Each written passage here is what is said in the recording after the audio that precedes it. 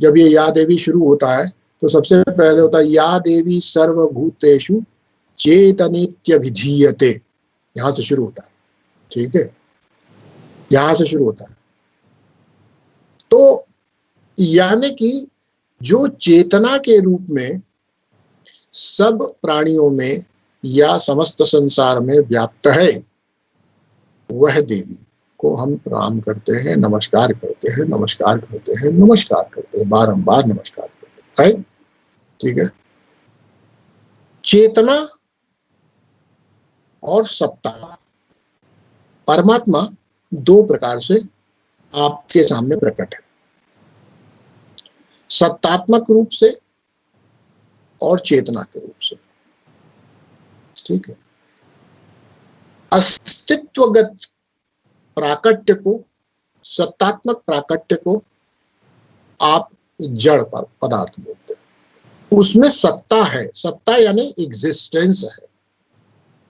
ठीक है, जैसे पत्थर है, पत्थर है, पत्थर भी है ना, जैसे इंसान है वैसे पत्थर भी है। ये सत और चित, जहां पर चित रूप में प्राकट्य होता है उसको वहां चेतना है। जैसे सत्ता यानी होने मात्र का प्रकटीकरण समस्त जड़ पदार्थ है, उसमें भी वो है। ठीक है, अब जिसमें चेतना है उसमें उसमें होना भी है, उसमें चित भी है।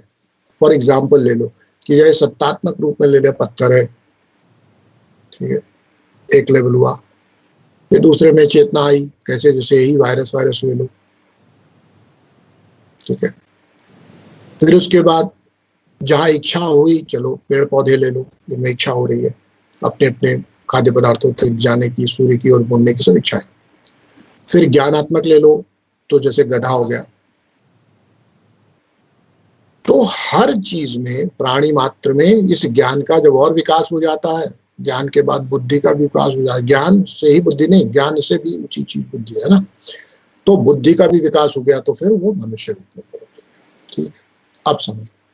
तो इस समस्त सब प्राणियों को, सभी चीजों को, सभी सत्ता में जितनी भी चीजें उपलब्ध है, उन सबको डिफाइन कैसे करते हो? देखो, आप कहते हो पुस्तक है, ठीक है, पुस्तक है, ये गधा है, ये पत्थर है, यह पौधा है, यह मनुष्य है। ठीक, इसमें से पहली चीजें हटा दो। तुमने क्या बोला? है है है है। समझ में आया क्या है? अब वो क्या है? जो वो है ना, वही वही है जिसकी हम बात करें। सर्वभूतेषु, वो है।